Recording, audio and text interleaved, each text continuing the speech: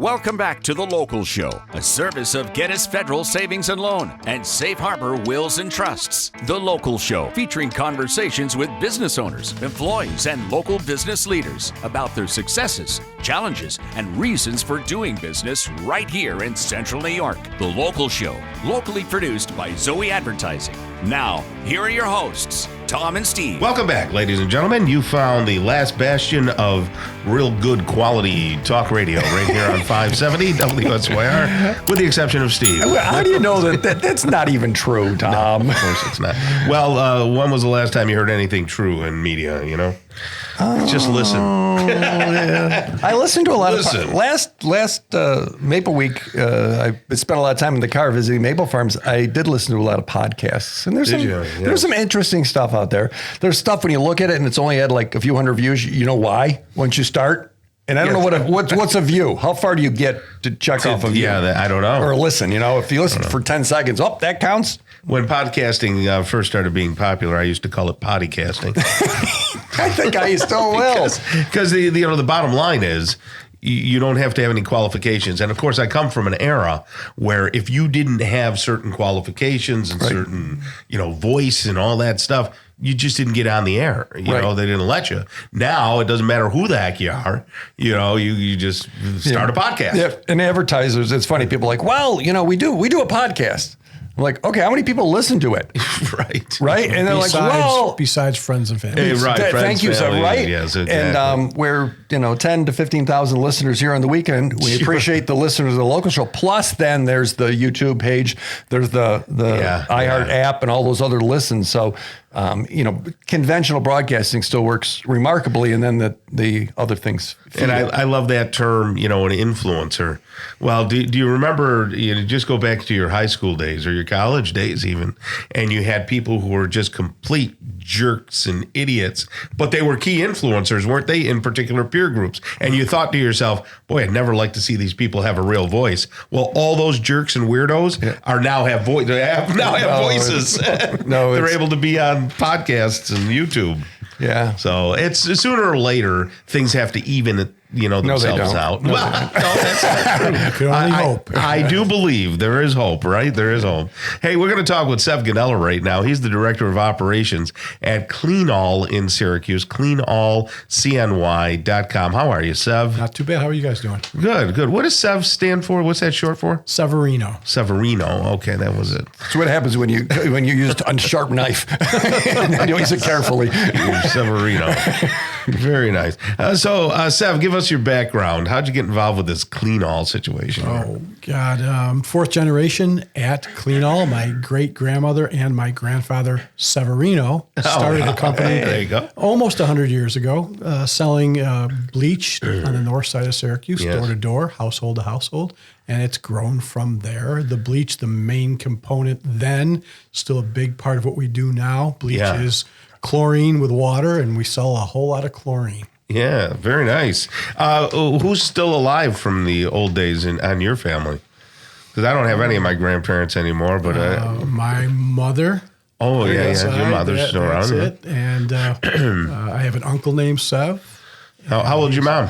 My mom is 82. Yeah, God bless her. Yeah, my father's 81, so around the same era. What was the bleach called? Because my grandmother used to get it up on the north side. Lashiva, that was it. Yeah, you can't find that name on the internet either. That was the name of it? Lashiva. Yeah, I did. My grandmother used to say to my father, "Hey, I think the Lashiva people are coming to the door, so get the door." Yep. Isn't that funny? Yeah. My grandfather he'd be 3 gallons in each hand, and he had his the carpal tunnel, after years and years of 3 gallons in each hand, up and down the stairs in the basement, gallons of bleach, and it used to be glass bottles then. So what's the difference between bleach and chlorine? So chlorine comes out full strength at 12.5%. That's what you use in your pools. Bleach, household bleach, is 5.25%. So bleach is 1/3 chlorine, 2/3 water. Okay. I see. So what kind of bleach do they use down on the docks in New York City when they, the mob gets rid of a person? I'm not allowed to tell you that. Job security. Those are your people, Tom. And Sev's people. See, I couldn't resist. You're surrounded. I am sort of. So it's pool season. What does someone typically have to do to get the pool rolling here? Spring's here. What do they have to do? What are the steps? So it's coming early. We're getting lots of calls now because, not too much freeze. There's not a lot of ice on top of pools. Right. Where there would be at this time of year. Typically, you clean off your cover, drain it if you have a solid cover, remove the cover, put it on the side, clean the cover so it's good for next year. You fill your pool back up to the right level. You get any debris out of the pool before you add chemicals. And I use this analogy in the store all the time.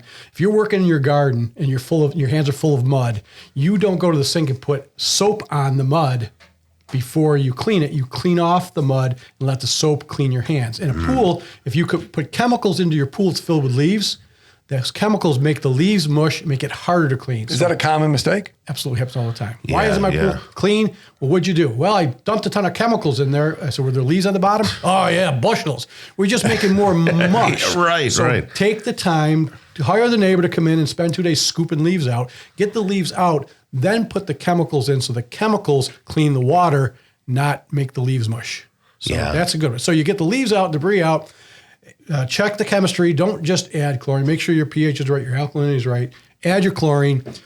Keep the pool chlorine at the high side of the test kit until your water is where you want it to be.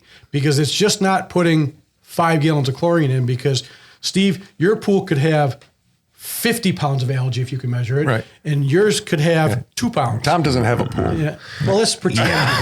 So it's painful. I just wanted to mention that. My neighbors have a brand new pool. They dug it, at the end of the season. Now it's all set to go. They're going to be out there having a blast, hamburgers cooking and people splashing, and I'll be looking out my back. Poor Tom. I'll be mowing my lawn. So at Celan-All, you're at the corner of Geddes and Erie. Correct. So someone walks in there. Why walk into Celan-All versus walking into one of these big box shops, these big places that has all what the makes cool you stuff? guys the experts? Other side, yes. That we have the experts on staff there, that we take the time to teach you, not just sell you product. As simple as that. We come in and you want to spend 15, 20 minutes, you want us to leave with literature, how to. We have a service company. I've got service techs out there. We do commercial, residential work, everything. We do everything there is to do with pools, commercially and residentially, except build them. How about hot tubs? Is that a business for you too? We do warranty work at a bunch of different hot tub manufacturers. Master Spa is our biggest one. So we're hot tub service. We'll move a hot tub back to our place and take out the foam and find the leak and bring it back out to the job. Wow. All those things. So if a pool has an issue, a pump or a cracked something or another, that's your space. Right.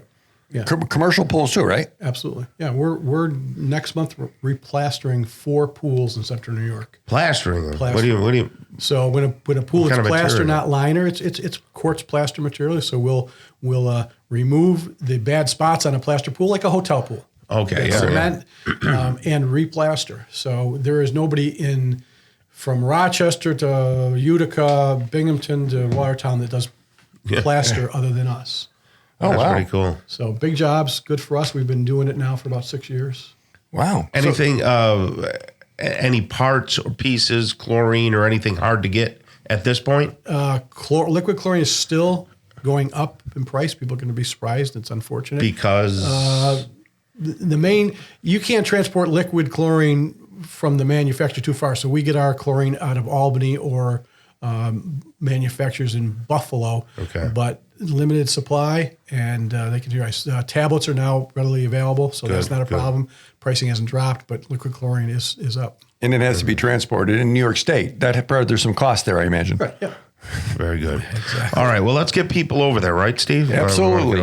Celan-All, CNY.com. Go talk to Sev and his staff. I encourage everyone and anyone who has pools or hot tubs, talk to them first. Get the conversation going. It might be the only place you need to go. All right. Thank you. And you have a great rest of the day. All right. You too. Thanks, guys. All right. Kicking off hour number 2 of the local show, we'll have conversations with Kevin Nichols. He's the owner of Nichols Energy Solutions. Dan Tagliamonte, the founder and lead designer of Sea Culture, will be here. Elijah Puccini, owner of Mellow Roofing, and Alex Bem is the executive director of Clear Path for Veterans, all in hour number 2. It's going to be riveting. Stick around. Hour number 2 starts really soon.